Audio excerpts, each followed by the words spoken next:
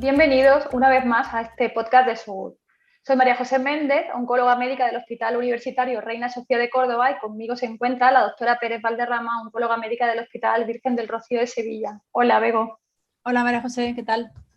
Acompañándonos en esta edición se encuentra con nosotras una vez más un experto oncólogo en el tratamiento de los tumores genitourinarios, el doctor Xavier García del Muro, del Hospital ICO Hospitalet en Barcelona. Bienvenido, Xavier, a este podcast. Hola a las dos, muchas gracias por invitarme.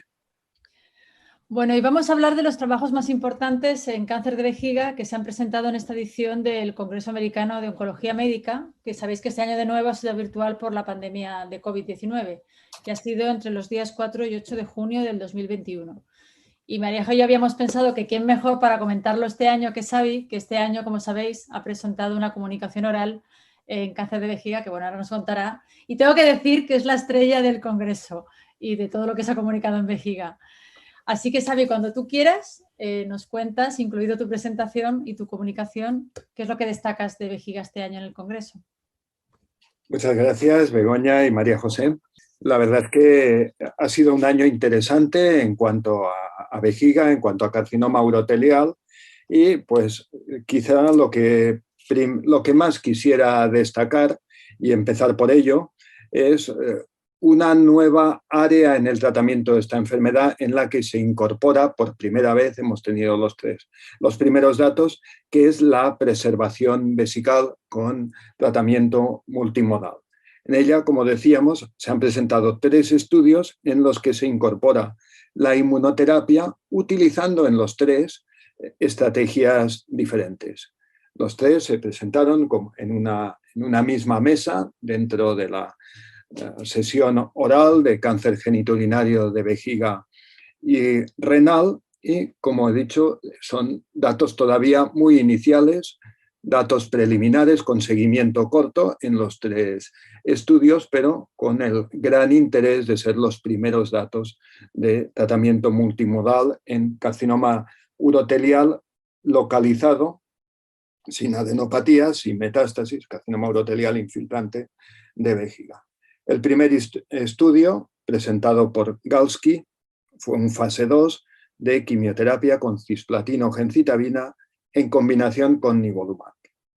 Los pacientes reciben tratamiento 4 ciclos, después se hace resección transuretral, y aquellos pacientes que estaban en respuesta clínica completa, es decir, que no había tumor infiltrante en la biopsia post-tratamiento, eran candidatos a conservar la vejiga y recibían tratamiento adyuvante o de mantenimiento con nivolumab adyuvante durante 8 ciclos.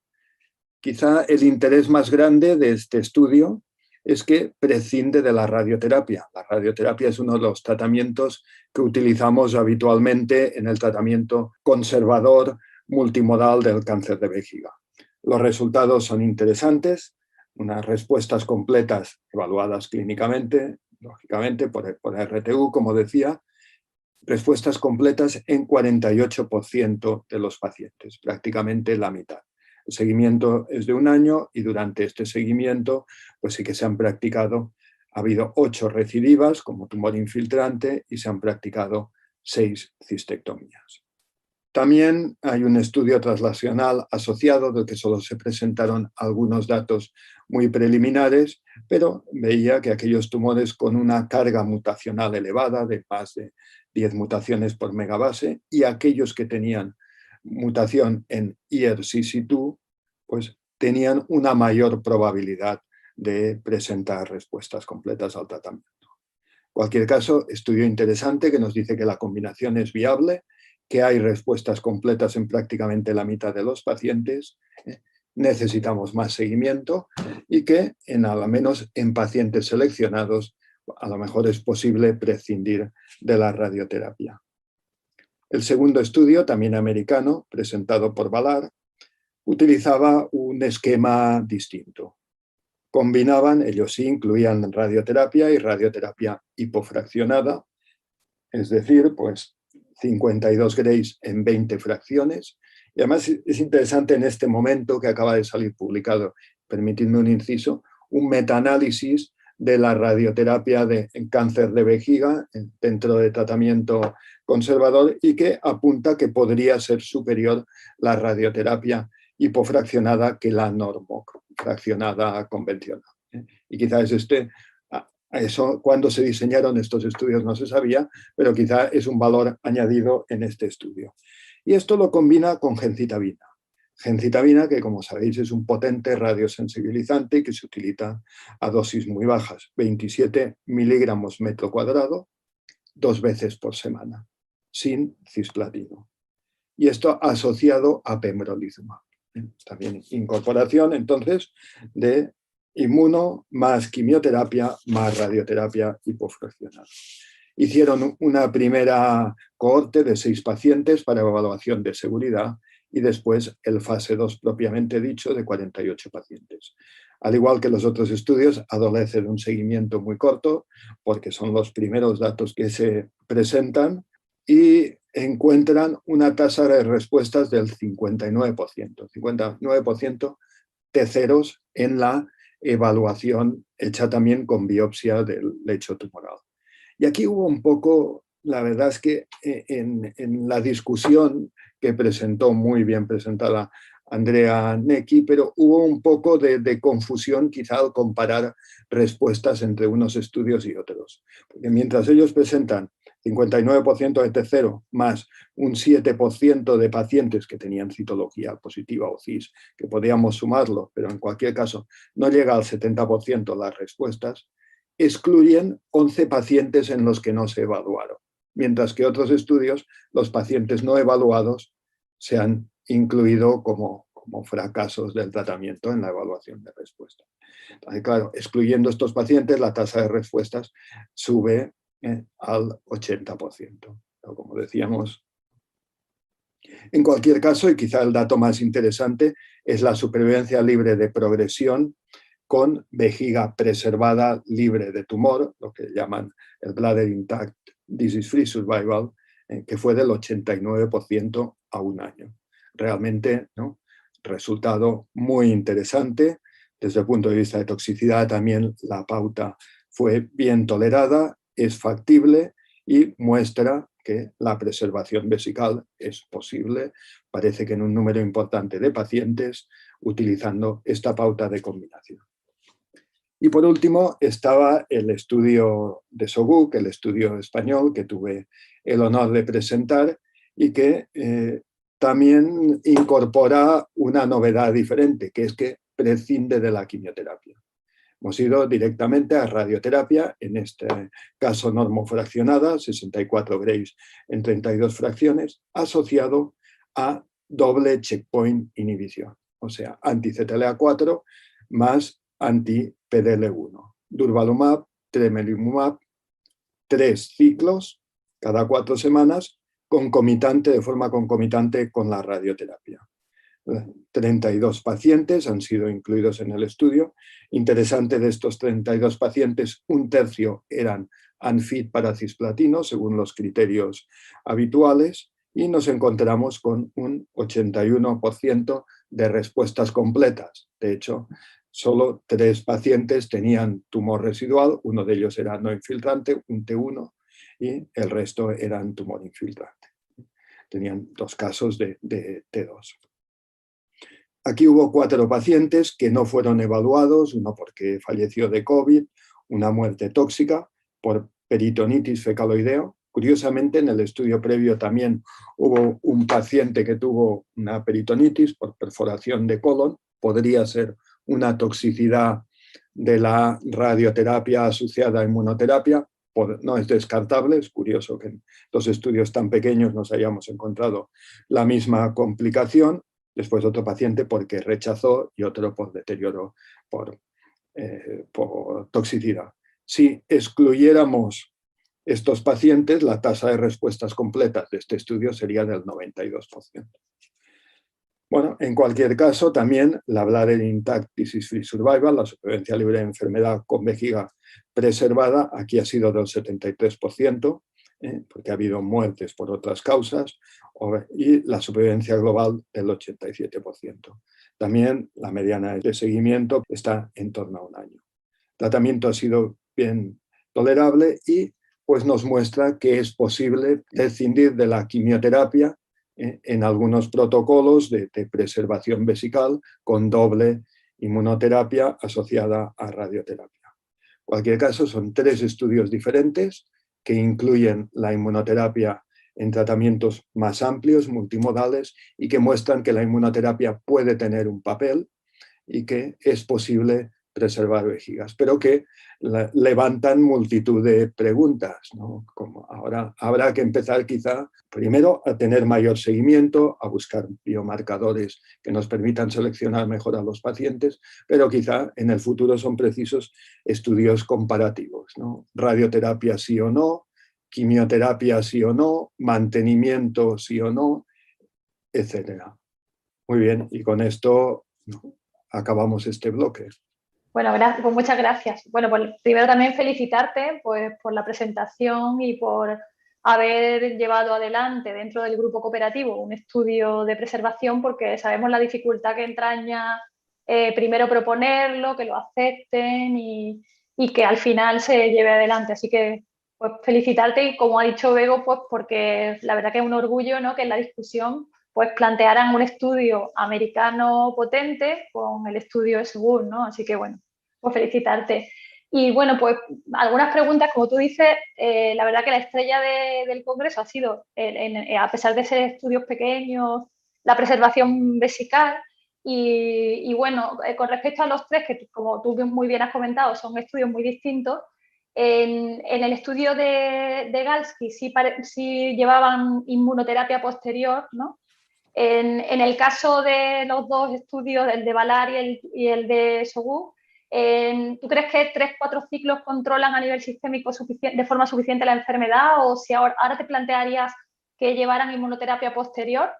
¿Y qué opinas con respecto a lo de prescindir o no de utilizar otro tipo de radioterapia o prescindir de ella? ¿Qué opinas acerca de esto? Bueno, la verdad es que, ¿no?, como decíamos, estos estudios responden algo, pero levantan muchas preguntas, ¿no? Y realmente la pregunta que haces es una buena pregunta en este momento, ¿no? Decir, mira, respecto al estudio, al mantener la inmunoterapia posterior, ¿no? En aquel momento, cuando se diseñaron estos estudios, pues no conocíamos pues, que nivolumab, por ejemplo, tiene un efecto como tratamiento adyuvante en pacientes, ¿no?, que han recibido quimio neoadyuvante y sido sometidos después a cistectomía. Por lo que al menos parece planteable esta posibilidad, ¿no? El estudiar el valor. Claro, aquí estamos hablando de enfermedad localizada. Son pacientes además que no tienen ni enfermedad ganglionar, habitualmente con una baja carga tumoral, y estás asociando la inmunoterapia a un tratamiento potencialmente curativo o radical como es la radioterapia, ¿no?, en esto. Esto te plantea que al menos puede ser cuestionable el hecho de dar aquí un tratamiento posterior adyuvante, o llamémosle adyuvante, o de mantenimiento. Sabemos que la inmunoterapia en el avanzado funciona al mantenimiento, pero la situación es diferente. En el avanzado, la progresión tras la respuesta o estabilización es la norma prácticamente. Aquí no, aquí sabemos por las pautas trimodales con quimioterapia que muchos pacientes conservan la vejiga y alcanzan la curación de la enfermedad. En aquel momento planteamos el estudio como un estudio corto, sin mantenimiento, por este motivo. En este momento, pues quizá es una cosa que nos plantearíamos. De todos modos, antes de decir sí para un futuro estudio plantearlo, creo que debemos esperar un poco a tener más largo seguimiento y ver realmente el patrón de recidivas que tienen estos pacientes. Si realmente nos recidivan localmente y nos recidivan un número considerable, desde luego el siguiente paso tendría que ser estudiar el papel de la adyuvancia posterior con inmuno. Si no, pues a lo mejor no es necesario y podemos hacer como los tratamientos trimodales clásicos con quimio, que solo lo das durante el tratamiento. Yo otra cosa que me planteo, viendo un poco el estudio de Valar, que como tú has contado, la verdad que creo que serían 11 pacientes, que en el fondo era más de un 20% de pacientes que no se evalúan por RTU, ¿no? Bueno, y de hecho tampoco, claro, el objetivo principal que pautó él en su estudio no era la respuesta completa patológica, sino que era la supervivencia está libre de progresión a 2 años, ¿no? Con vejiga intacta. Efectivamente. Claro, entonces, y es cierto que si te planteas en práctica clínica habitual, que es un poco lo que nos hemos encontrado en estos estudios, ¿no? Académicos, que luego la realidad es que no todos los pacientes se pueden hacer una RTU post-tratamiento en su ventana, es decir, que no es tan sencillo. Y la pregunta un poco es si realmente debemos cambiar el objetivo principal de estos estudios, si realmente debemos considerar con preservación vesical si la respuesta completa patológica es el objetivo principal o realmente buscar un objetivo más a largo plazo, ¿no? Como este estudio, teniendo en cuenta que un porcentaje de pacientes no se van a poder hacer una RTU post-tratamiento. No sé qué Esta opinas. es una muy buena pregunta, ¿eh? O sea que realmente, claro, en un estudio exploratorio en una fase muy temprana, como son estos 3 estudios, ¿no? De incorporación de la inmuno dentro de tratamientos y en un paciente que está en una situación que es potencialmente curable, entonces el hecho de evaluar la respuesta completa te reduce el número de pacientes, hace que los pacientes estén de alguna forma, asegura también, ¿no? El paciente está mejor monitorizado, sabe si el paciente tiene que ir a cistectomía o no. Entonces, en este caso, en un estudio de este tipo, un fase 2 pequeño, muy, muy temprano, veo que la respuesta es o debe ser el endpoint principal. Pero ya en estudios más amplios, o hablábamos de estudios comparativos, hay factores, ¿no? Hay algunas variables muy importantes que habría que tener en cuenta. Yo, una de las reflexiones que saqué después de la sesión de ASCO es que cada uno utilizábamos nuestra forma de valorar la respuesta diferente y además teníamos endpoints diferentes. Y si vas a la literatura, incluso a los 2 grandes fase 3 que hay de preservación vesical o a los fase 2 más importantes, ves que los criterios de evaluación y los endpoints cambian.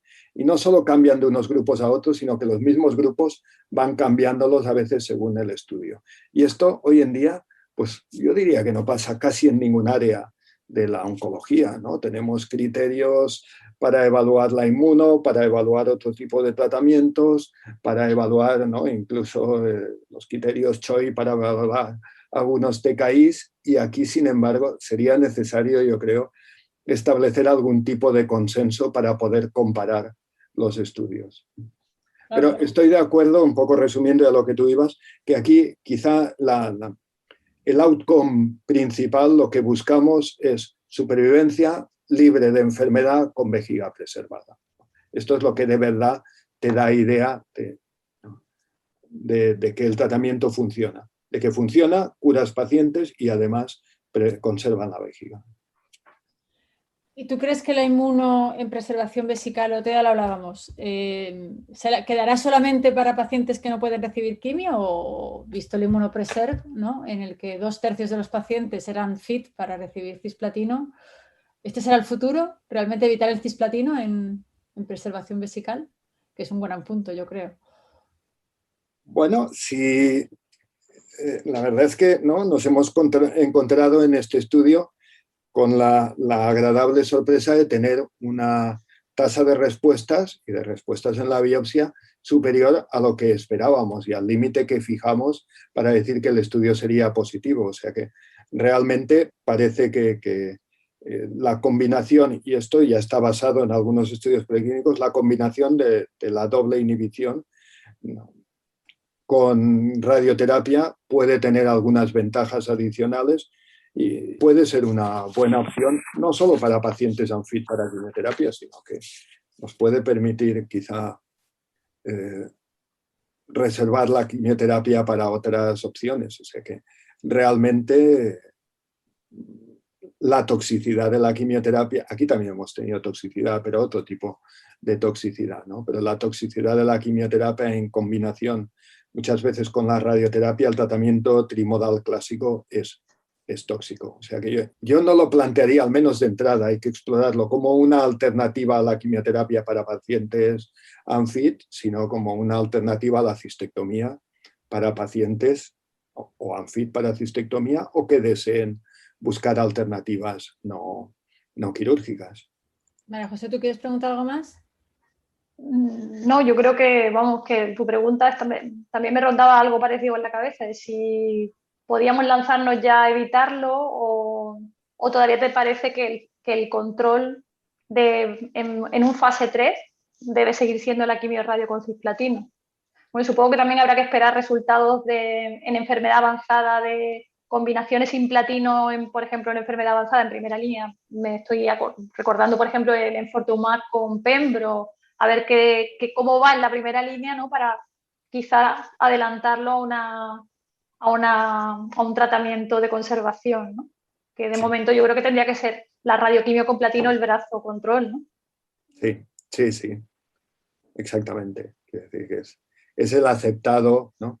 El aceptado universalmente, quizá o de forma más amplia. Quizá tendríamos que decantarnos por la radioterapia hipofraccionada, ahora que ha salido publicado en metaanálisis, pero en combinación, yo creo que con quimioterapia. Lo que pasa es que ahora los fase 3 que hay, ¿no? Que los puso también Neki en la discusión, realmente es quimio radio e inmuno durante un año, que eso dará otro 45.000 preguntas, ¿no? En el fondo la preservación es bastante compleja porque, claro, van saliendo cosas y como tú dices genera más respuestas que preguntas, porque si esos estudios salen también con un intervalo libre de progresión o de enfermedad alto, pues a ver qué hacemos, ¿no? Es decir, ahora la pregunta es cómo diseñamos un fase 3 en este mare magnum de estudios que están saliendo y están pendientes de salir, ¿no? En el que se están testando cosas distintas en realidad. Algún fase 3 de los que también hay con tratamiento intravesical y sistémico con inmuno frente a radioquimio, o sea que vamos a tener una mezcla ahí de estudios tremenda, ¿no? Sí. Respecto a otras presentaciones, pues ha habido varias que podíamos englobarlas dentro de lo que son incorporación de nuevos agentes, sobre todo nuevas combinaciones en el tratamiento del carcinoma urotelial avanzado. Hubo 2 presentaciones orales de nuevos fármacos. Uno de ellos fue el feladilimab, un anticuerpo monoclonal dirigido al receptor coestimulador de las células T inducible, ICOS, ¿no? Este es un receptor que forma parte de la familia CD28, igual que el CTLA4, PD1, y que, ¿no? Como dice el nombre, es coestimulador, produce estimulación de la función y de la proliferación de las células T.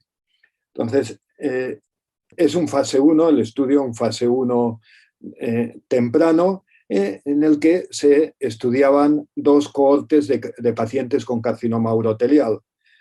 La primera cohorte eran aquellos pacientes que habían recibido ya tratamiento con PDL1 o PD1 previos, se incluyeron aquí 14 pacientes, y estos recibían el feladilimab en monoterapia. Mientras que aquellos pacientes que eran naïves para inmunoterapia, que no habían recibido checkpoint inhibitors previamente, entraban en la segunda cohorte y estos recibían pembrolizumab asociado a feladilimab. Se incluyeron 32 pacientes. En los primeros 14 pacientes tratados en monoterapia hubo una respuesta con el agente experimental solo, mientras que en las cohortes de combinación, los no tratados previamente, pacientes naïve, 32 pacientes, hubo un 22% de respuestas, algunas de ellas duraderas, la mediana de duración de respuesta de 8 meses. Y curiosamente, en esta cohorte de combinación, respondieron más aquellos pacientes que eran PDL1 negativos y aquellos que eran ICOS positivos, que tenían la expresión de este receptor coestimulador aumentada. Datos muy preliminares, pero datos muy atractivos, sobre todo en pacientes no tratados, la combinación en pacientes no tratados previamente. El siguiente estudio, también presentado como comunicación oral por Samantha Pal, sigue un planteamiento diferente. Aquí se combina la quimioterapia tradicional con un inhibidor del daño, de la reparación del daño de DNA, concretamente un inhibidor de ATR. basado en estudios preclínicos en los que cisplatino, en combinación con algunos de estos fármacos que inhiben la reparación del daño del DNA inducido por la quimioterapia, podría tener una mayor actividad. El fármaco que se ha estudiado, el inhibidor de ATR, es el berzosertib, que se administró pues, ¿no?, los días 2 y 9 del ciclo, siguiendo al tratamiento con platino-gencitabina y con gencitabina. Es un fase 2 randomizado y que se comparaba, fíjense, a quimioterapia estándar sin el fármaco experimental. En datos de supervivencia libre de progresión fue similar, 8 meses en las dos ramas, y además pues tampoco hubo diferencias en la supervivencia global. Al contrario, una tendencia a favor de mejor supervivencia no significativa en la rama de quimioterapia sola.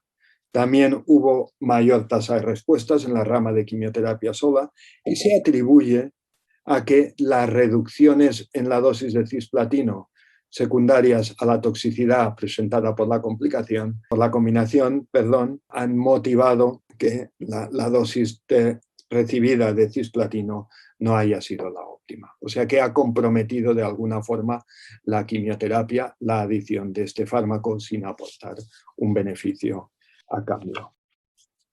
Siguiendo en esta área de nuevos fármacos, pues quería destacar dos pósters presentados, vamos a comentarlos brevemente. Uno es de la combinación de atezolizumab y rogaratinib, como sabéis, un inhibidor de fibroblast growth factor receptor, un PAN inhibidor de fibroblast growth factor receptor, en pacientes inelegibles para cisplatino que tenían sobreexpresión de fibroblast growth factor receptor de 1 a 3, mirado por hibridación del RNA in situ. O sea, limitado a una población limitada de pacientes y en los que se dio el rogaratinib en combinación con atezolizumab, que en un fase 1 previo se le mostró viable.